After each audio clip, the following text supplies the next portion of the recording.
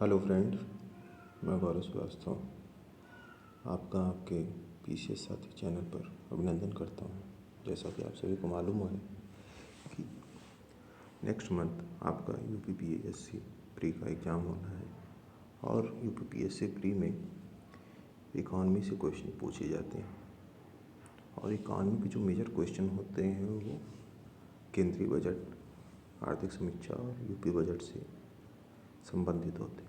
तो ये आज का वीडियो जो है वो इन्हीं तीनों विषयों पर आधारित है। और वीडियो स्टार्ट करने से पहले मैं ये कहना चाहूँगा कि इस वीडियो को आप अंत तक देखें। मैंने पूरी कोशिश की है जिससे कि आपको बहुत कम समय में सारी चीज़ें मैं बता सकूं, जिससे कि आपको अगर ये कवर कर लेते हैं तो अगर आर्थिक समीक्षा, केंद्रीय बजट या उत्तर प्रदेश बजट से कोई क्वेश्चन आता है तो आप उसको अटेम्प्ट कर सकें, उसे सही कर सकें। और सबसे बड़ी बात यह है कि आप देखेंगे कि विगत के 4 सालों में इकॉनमी से क्वेश्चन की जो संख्या है जो प्री में पूछी जा रही है वो बढ़ती जा रही है। जैसे कि 2019 में आप देखेंगे कि 16 क्वेश्चन पूछे गए हैं, ठीक है। और 2020 में 17, 2021 में 13 और 2022 में 15। तो उम्मीद करते हैं कि 2023 में भी इसी के 15 या 16 क्वेश्चन के आसपास क्वेश्चन पूछे जाएंगे 150 में से। तो आज का जो ये टॉपिक है वो बहुत इम्पोर्टेंट होने वाला है, इसलिए शुरू से अंत तक आप इस वीडियो को देखिएगा। और अगर आपको ये वीडियो पसंद आएगा तो लाइक कीजिएगा, अपने दोस्तों के साथ शेयर कीजिएगा, ओके। और अपने जो कमेंट्स होंगे वो आप कमेंट बॉक्स में ज़रूर बताइएगा, शेयर कीजिएगा। तो आज का वीडियो स्टार्ट करते हैं, ओके। तो आज की वीडियो में मैंने, जैसे आप देख रहे हैं कि बजट 2023-24 जो कि 1 फरवरी को हमारे जो वित्त मंत्री हैं सीतारमण जी ने पेश किया था, इसका जो बजट का जो मेन विषय था, जो केंद्रित था मुख्य विषय, वो सप्तऋषि था।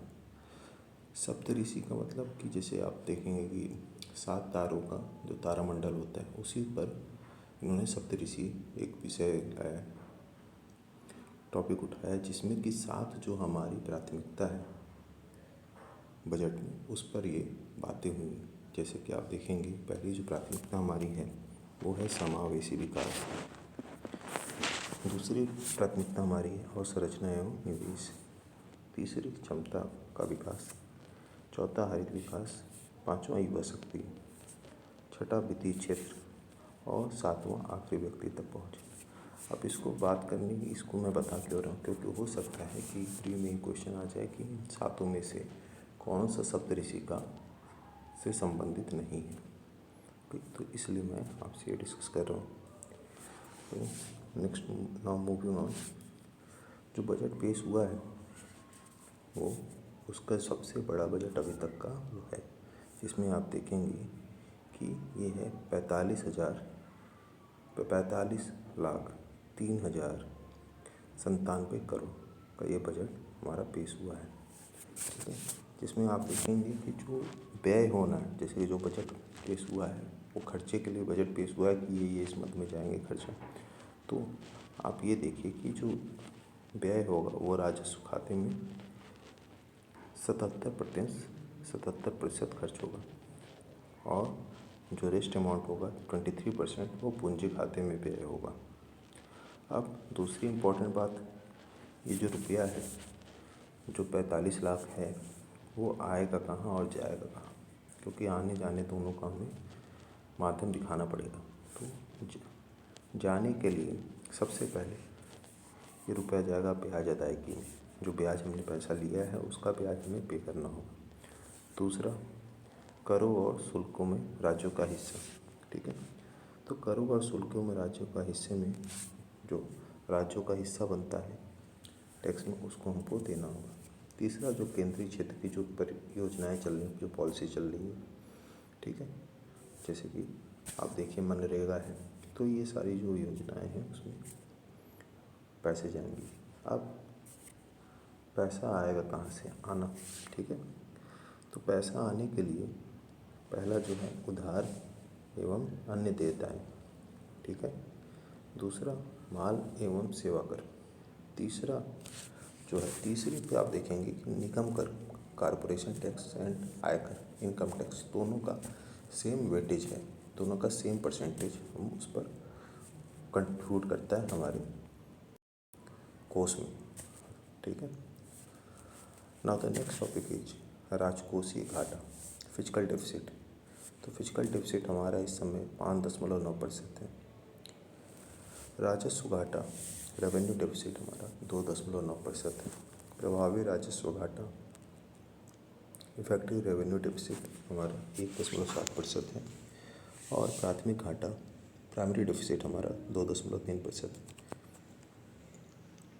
ये फैक्ट इसलिए ज़रूरी है क्योंकि प्री में ये डायरेक्ट इस तरीके से क्वेश्चन आ जाते हैं कि राजकोषीय घाटा हमारा इस समय क्या है, तो इसलिए आपको ये डेटा बताया जा रहा है।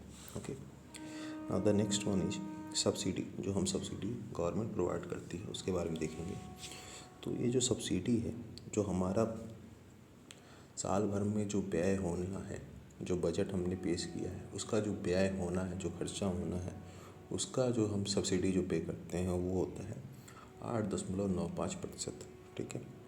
जिसमें से सबसे पहले जो है, सबसे ज़्यादा हम खाद्य अनुदान पे खर्च करते हैं जो कि 48% है। दूसरा जो है उर्वरक अनुदान जो कि 43% है। तीसरा ब्याज अनुदान 6.83% हम खर्च करते हैं। ओके, नेक्स्ट देखते हैं। नेक्स्ट में हमारा है प्रत्यक्ष कर, डायरेक्ट टैक्स। ये जो डायरेक्ट टैक्स है वो 6% जो है, 6% हमारी जीडीपी में कंट्रीब्यूट करता है, योगदान करता है। इस तरीके से क्वेश्चन आ चुके हैं पहले भी, इसलिए ये प्रत्यक्ष कर जो है हमारा 6% जीडीपी में कंट्रीब्यूट करता है।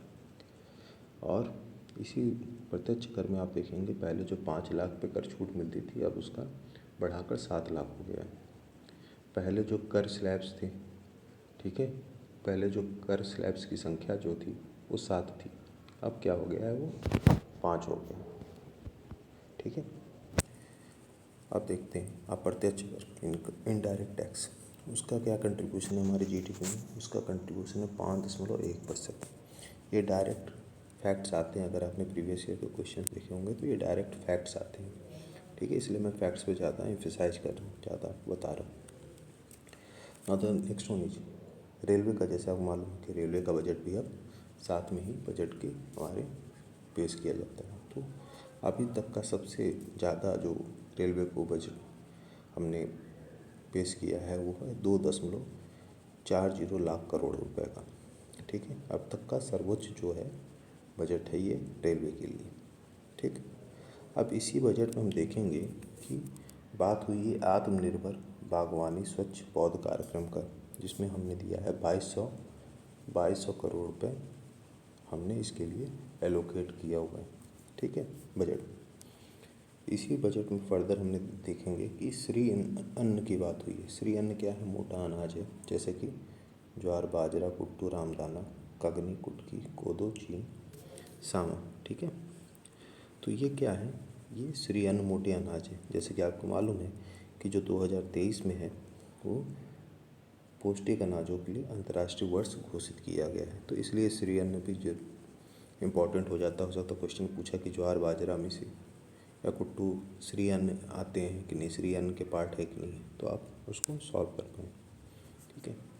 इसी बजट में पीएम प्रणाम की बात की। पीएम प्रणाम कहता है कि जैविक खेती, रासायनिक उर्वरक जो कि मृदा प्रदूषण करते हैं उसकी जगह पर हमें क्या करना है, रासायनिक उर्वरकों का संतुलित प्रयोग करना है, जिससे कि जो उनसे जो हार्म हो रही, जो हानि हो रही है मृदा को, उसे हम कम कर सकें। आगे देखते हैं महिला सम्मान बचत प्रमाण पत्र की बात हो रही है इसमें। महिला सम्मान बचत प्रमाण पत्र में क्या है कि इसमें जो महिलाएं हैं 2 लाख रुपए तक जमा कर पाएंगी, ठीक है। उस 2 लाख रुपए पे उनको 7.5% रुपये का ब्याज दर मिलेगा। Now the next one is vibrant village programme. इसका कहना ये है कि सीमावर्ती गांव में जो बुनियादी ढांचे जो ज़रूरत होती है, जैसे कि आपका अरुणाचल प्रदेश हो गया, और पर्यटन सुविधाएं के लिए जो होटल वगैरह हैं, वो सारी जो है केंद्र सरकार सुनिश्चित करेगी कि ये हमारी जो सीमावर्ती गांव हैं वहाँ पे हम बुनियादी ढांचा जैसे कि जो रोड है, ठीक है, बिजली है, हेल्थ केयर है, हॉस्पिटल्स वगैरह हैं, इन सब की सुविधाओं की जिम्मेदारी ले रही है केंद्र सरकार, उस पर एम्फसाइज कर रही है। आगे देखते हैं चक्रीय अर्थव्यवस्था, सर्कुलर इकॉनमी। तो इसका कहना ये है कि अपशिष्ट से आमदनी, जैसे कि जो गोबर है, ठीक है, गोबर क्या अपशिष्ट है, वेस्ट है, तो उसको हम क्या कर रहे हैं, उसको हम यूज कर रहे हैं, जिसको हम, ठीक है, उससे हम कुछ पैसे कमा सकते हैं, कुछ आमदनी हो सकती है, ठीक है। तो आप ये बात कर रहे हैं सर्कुलर इकॉनमी, चक्रीय अर्थव्यवस्था की। इस 500 संयंत्र स्थापित करेंगे जिससे कि जो वेस्ट है उसको हम किसी और फॉर्म में यूज कर सकें, ठीक है, जिससे कुछ आमदनी लोगों को हो सके। Okay, now the next one is, आगे बजट में बात होती है 30 skill India international centre open करने की, ठीक है। तो ये आप याद रखिएगा 30 है, ठीक है। आगे बात हो रही अवसंरचना वित्त सचिवालय की। अब ये क्यों बन रहा है, क्योंकि हमें निजी निवेश को बढ़ाना है, प्राइवेट इन्वेस्टमेंट को बढ़ाना है इंफ्रास्ट्रक्चर में, इसलिए ये अवसंरचना वित्त सचिवालय का स्थापना हो रही है, ठीक है। अब जो नेक्स्ट है उसमें हम देख रहे हैं कि ये विभिन्न मदों में खर्चा, मतलब जो बजट में जो खर्चा होना है वो हम देख रहे हैं। पहला सबसे नंबर आता है ब्याज, जो हमने पैसा लिया है, सबसे ज़्यादा हमारा ब्याज होगा वो ब्याज की वजह से होगा, ठीक है। दूसरा जो है परिवहन में होगा, ट्रांसपोर्टेशन। तीसरा जो है रक्षा में, और पीएम किसान जो मुझे इम्पोर्टेंट लगा इसलिए मैंने मेंशन कर दिया कि 60,000 रुपये जो है इस पर खर्च होंगे, ठीक है। और शिक्षा पे जो है आपका ये 1,12,899 करोड़ रुपये खर्च होगा, ओके, ठीक है। आगे देखते हैं। तो बजट आपका जो है केंद्र बजट यहाँ समाप्त हो जाता है। आर्थिक समीक्षा देखते हैं। आर्थिक समीक्षा में क्या है कि आर्थिक समीक्षा पहली बात जानने वाली बात है कि ये 2022-2023 है, और बजट जो था वो आपका 2023 से 2024 की बात करता है, ठीक है। तो ये जानने वाली बात है पहले। अब सबसे पहला जो आर्थिक समीक्षा जारी किया गया था वो था 1950-51 में, ठीक है। जारी कौन करता है, वित्त मंत्रालय जारी करता है। अब वित्त मंत्रालय में भी जो विभाग है उसका नाम है आर्थिक मामलों का विभाग, डिपार्टमेंट ऑफ इकोनॉमिक अफेयर्स। इसकी ये जिम्मेदारी है कि आर्थिक समीक्षा को ये बनाए, तैयार करें, ठीक है। आर्थिक समीक्षा जो है बजट के एक दिन पहले जारी किया जाता है। 1964 से पहले आर्थिक समीक्षा और बजट एक साथ प्रस्तुत किए जाते थे, बट 1964 से हम दोनों को अलग अलग प्रस्तुत कर रहे हैं। तो इस साल 31 जनवरी 2023 को प्रस्तुत किया गया। वी आनंद नागेश्वरन हमारे क्या हैं, प्रमुख आर्थिक सलाहकार हैं, ओके। नाउ आर्थिक समीक्षा ये कहता है कि भारत जो है वो 5वीं बड़ी अर्थव्यवस्था बन चुका है, ठीक है। भारत जो है 5वीं बड़ी अर्थव्यवस्था बन चुका है, और क्रय शक्ति में इसका जो नंबर है वो तीसरा है। इसकी जो नॉमिनल जीडीपी है वो है 3.5 ट्रिलियन डॉलर की, ओके। तो ये कुछ फैक्ट्स हैं बहुत इम्पोर्टेंट जो मुझे लग रहे थे, मैंने उनको मेंशन किया है, ओके। अब अगर देखें तो जो जीडीपी है, जीडीपी की जो वृद्धि दर है उसके बारे में क्वेश्चन बहुत सी बार पूछे गए हैं पीसीएस में, इसलिए मैंने इसको एक लिस्ट बना दिया है। तो पहला जो है वो आर्थिक समीक्षा क्या कह रहा है कि जो जीडीपी की वृद्धि दर है वो 6 से 6.8% है। दूसरा जो है एशियाई विकास बैंक कह रहा है कि ये 7% रहेगी इंडिया की जीडीपी। तीसरा क्या है, वर्ल्ड बैंक, विश्व बैंक कर रहा है कि 6.9%। आरबीआई कहता है 6.8%, और अंतर्राष्ट्रीय मुद्रा कोष जो है वो कह रहा है कि 6.8% की वृद्धि दर भारत की अर्थव्यवस्था में देखने को मिलेगा, ठीक है। अब आगे देखते हैं। इसमें क्या है कि हम देख रहे हैं कि फिजिकल डेफिसिट देख रहे हैं, राजकोषीय घाटा। तो राजकोषीय घाटा जो 2021 में था, 2022 में जो था वो था 6.7%।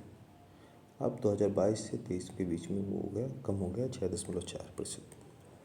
ठीक है। मुद्रास्फीति क्या है? 6.8%। ये किसने बताया है? रिजर्व बैंक ऑफ इंडिया ने। ठीक। हमारा मुद्रा भंडार कितना है? ये क्वेश्चन एक बार पूछा भी गया है। तो इस समय हमारा मुद्रा भंडार जो है 563 है। 607 से 563 हुआ है, जो कि कमी दर्शा रहा है।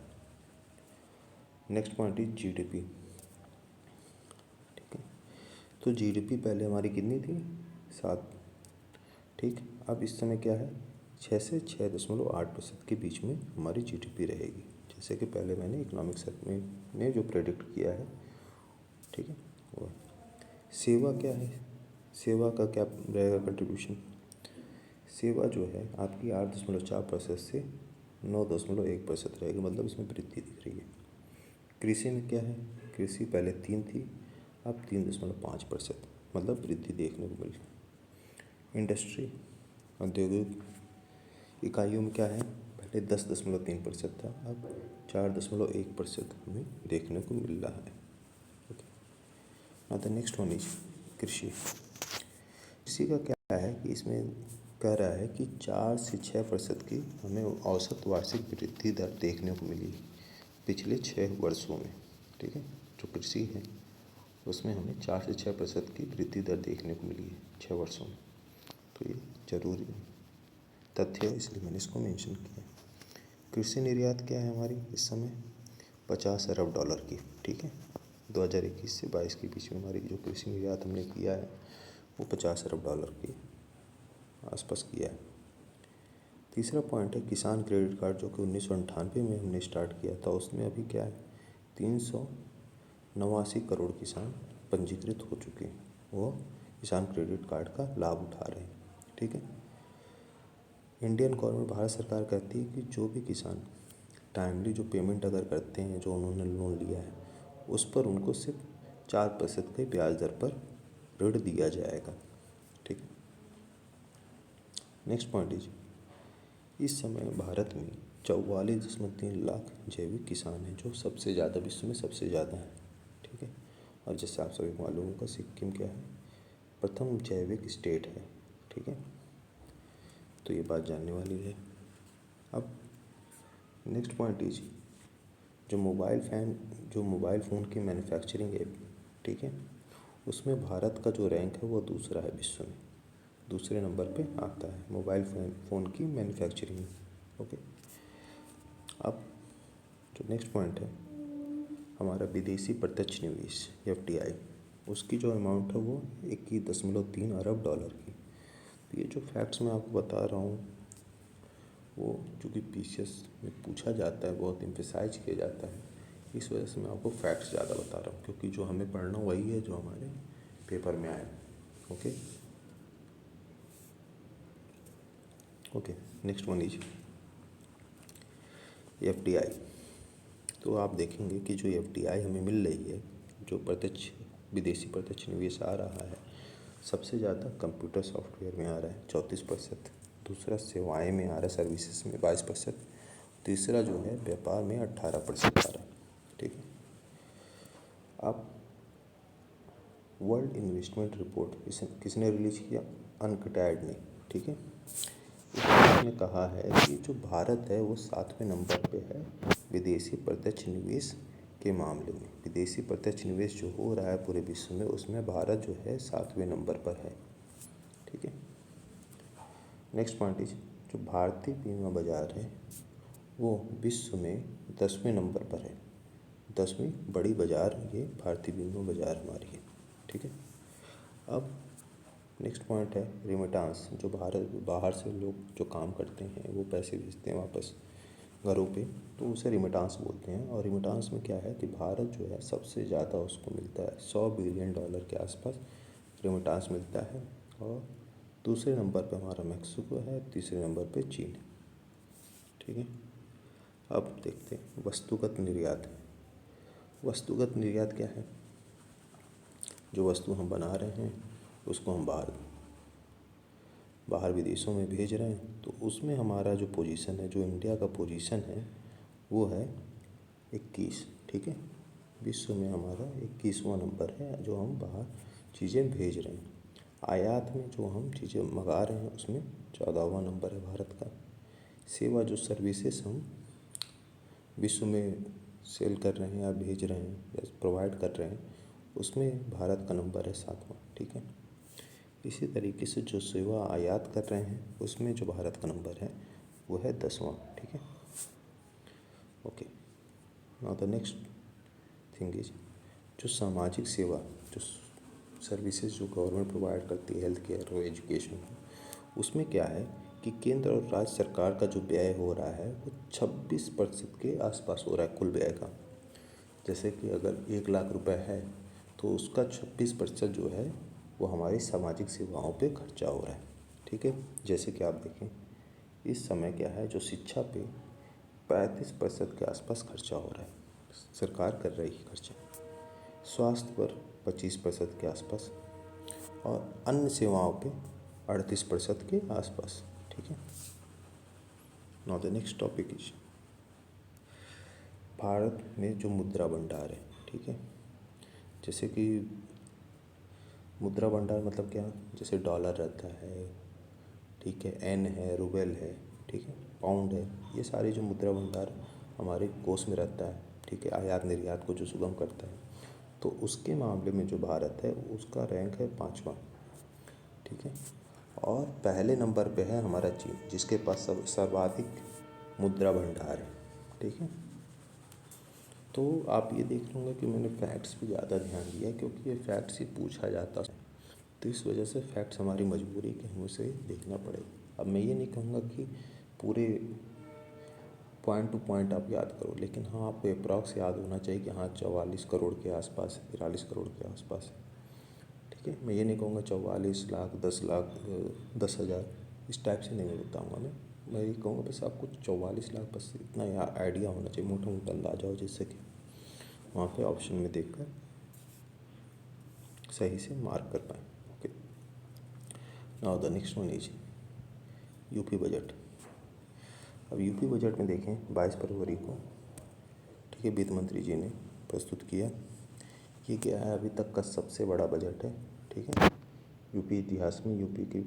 ठीक है, उसमें आप देखेंगे कि 6,90,242 करोड़ रुपए का ये बजट है। ठीक है, अगर पिछले बजट से कंपैरिजन किया जाए तो ये 74,000 करोड़ रुपए से ज़्यादा इस बजट में हमने प्रस्तुत किया है। ठीक है, पिछला जो बजट था वो 74,000 कम था इस साल के बजट के अपेक्षा में। ठीक है, नेक्स्ट ये कि जैसे बजट जो प्रस्तुत होते हैं उनके कुछ विषय होते हैं, कुछ थीम होते हैं। ठीक है, तो 2023 के जो बजट पेश किया गया उसका थीम है त्वरित सर्वसमावेशी आत्मनिर्भर बजट। ठीक है, 2023 का जो बजट है उसमें ये है कि त्वरित सर्वसमावेशी आत्मनिर्भर बजट। 2022 का आत्मनिर्भर उत्तर प्रदेश की नींव, 2021 का इंफ्रास्ट्रक्चर और औद्योगिक विकास, 2020 का युवा शक्ति कौशल विकास रोजगार, 2019 का स्वावलंबन से सशक्तिकरण, 2018 से अंत्योदय से आत्मनिर्भरता, 2017 से अन्नदाता किसानों को समर्पित। ठीक है, अब जो नेक्स्ट है, अब चूँकि ये इसमें क्या है कि ये हो सकता है कि आपको पूछ ले कि इस साल का थीम क्या है बजट का, या फिर 2021 का बजट का थीम क्या था, या फिर मैच द फॉलोइंग कर दे 2023, 2021, 2017 करके उसमें थीम दे दे, तो इसलिए मैंने मेंशन कर दिया है। ठीक है, आप देखिए जो यूपी का जो जीडीपी है, ठीक है, वो देश की जीडीपी में 8% का योगदान देता है, जानने वाली बात है। आगे देखते हैं, जो हमारा बजट जो हमने 6 लाख करोड़ प्रस्तुत किया है उसमें से जो 5 लाख है वो राजस्व व्यय में जाएगा और जो 1 लाख रहेगा वो पूंजी व्यय में जाएगा। ठीक, नेक्स्ट है राजस्व बचत। राजस्व बचत जो हमारा है वो 68,511 करोड़ का है। ठीक, जो राजकोषीय घाटा जो फिजिकल डेफिसिट है हमारा कितना है, वो 3.48% SGDP है, मतलब कि स्टेट का GDP का 3.48% है। ठीक, अब इसमें भी देखते हैं रुपया आ रहा है जा कहाँ रहा है। तो जो आ रहा है वो जो स्टेट गवर्नमेंट खुद का जो टैक्स इम्पोज करती है उससे आ रहा है, और जो सेंट्रल गवर्नमेंट से उसको मिलता है। ठीक है, अब जा कहाँ रहा है, पूंजीगत परिव्यय में जा रहा है, और दूसरा जो अन्य राजस्व व्यय है उसमें जा रहा है। ठीक है, इसी बजट में बात किया गया है रामायण विश्वविद्यालय की, जो कि अयोध्या में स्थापित की जाएगी। वृद्धावस्था किसान पेंशन योजना की बात की गई, जिसके लिए बजट में 7,248 करोड़ रुपये आवंटित किए गए हैं। मुख्यमंत्री जन आरोग्य योजना की बात की गई है, जिसमें असंगठित कामगारों की बात के लिए ये है, उसमें हमने 100 करोड़ रुपये आवंटित किया है। मुख्यमंत्री दुर्घटना बीमा योजना, जो कि उसके लिए 12 करोड़ रुपये बजट में आवंटित किया गया है। आपने देखा होगा कि G20 चल रहा है इस समय, इस साल हमारा, ठीक है, हम उसको हेड कर रहे हैं। तो ये ग्लोबल इन्वेस्टर समिट जो हुआ है यूपी में, ठीक है, उसमें आप देखेंगे कि कितना है, 33 लाख करोड़ रुपए के, ठीक है, निवेश की बात हुई कि यूपी में कुल 33 लाख करोड़ रुपए का इन्वेस्टमेंट आएगा, जिसमें से सबसे पहले जो निवेश होगा वो सबसे ज़्यादा जो इसमें निवेश होगा वो नवीनीकरण ऊर्जा में होगा 16%। ठीक है, दूसरा जो होगा इलेक्ट्रॉनिक्स में 12% का होगा। ठीक है, अब देखें आगे, जो कोविड वैक्सीन है आपको मालूम है, उसमें हमने यूपी ने 39 करोड़ डोज लगाए हैं। इसी वजह से यूपी जो है पहले नंबर पे आता है। ठीक, कौशल विकास नीति अटल पेंशन योजना, ठीक है, उसमें भी यूपी फर्स्ट में आता है। ठीक है, इम्प्लीमेंटेशन की बात हो जाए, ठीक है, उसके में यूपी पहले पे आता है। अब देखिए मुख्यमंत्री कन्या सुमंगला योजना, ठीक है, उसमें क्या मिलता है, 15,000 रुपये हर एक लाभार्थी को मिलता है। ठीक है, इसी तरीके से मुख्यमंत्री सामूहिक विवाह योजना है, जिसमें बजट में 600 करोड़ रुपये आवंटित किया गया जिसके लिए। आगे है यूपी सूचना प्रौद्योगिकी एवं स्टार्टअप्स नीति, उसके लिए 60 करोड़ रुपये, ठीक है, आवंटित किया गया। आगे है एग्रीकल्चरल एक्सीलरेटर फंड, मतलब एग्रीकल्चर को किस तरीके से और ज़्यादा प्रमोट करना, किस तरीके से बढ़ाना है। ठीक है, उसके लिए 20 करोड़ रुपये बजट में आवंटित किया गया।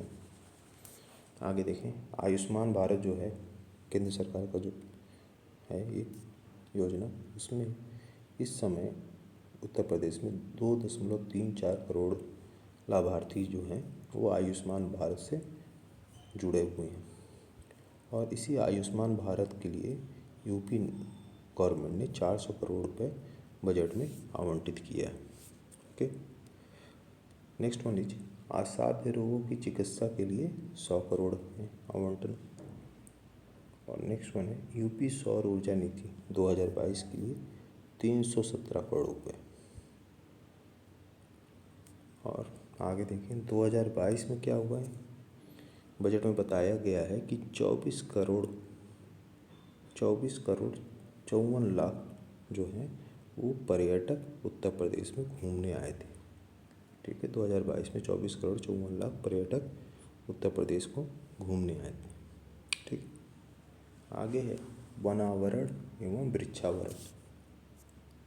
तो इस समय जो है उत्तर प्रदेश में 9.23% उसके भौगोलिक क्षेत्र में वनावरण एवं वृक्षावरण, जिसको हमें 15% करना है 2030 तक। ठीक है, ये बजट में बताया गया है। तो यहाँ पर आपका केंद्रीय बजट, आर्थिक समीक्षा और उत्तर प्रदेश बजट समाप्त होता है। मैंने पूरी कोशिश की है, जो मुझे बहुत इम्पोर्टेंट लगा है प्रीवियस ईयर के क्वेश्चन देखने के बाद जो मुझे आइडिया लगा है, मैंने पूरा कोशिश किया है कि आपको इसमें सारी चीज़ें कम समय में आप सब चीज़ें देख सकें, ठीक है, समझ सकें। और रही बात इसकी PDF की, तो इसका PDF जो है मैं आपको मेरा टेलीग्राम चैनल है, उसमें मैं 2-3 दिन में इस PDF को डाल दूँगा, आप वहाँ से डाउनलोड कर लेंगे। लेकिन मैं ये कहूँगा पहले आपको कि पहले आप वीडियो देख लीजिएगा, जिससे कि आपको इसको PDF जब आप पढ़ेंगे तो आपको और बेटर तरीके से समझ में आएगा। तो आपको कैसा लगा ये वीडियो आप कमेंट बॉक्स में ज़रूर बताइएगा। ओके, धन्यवाद।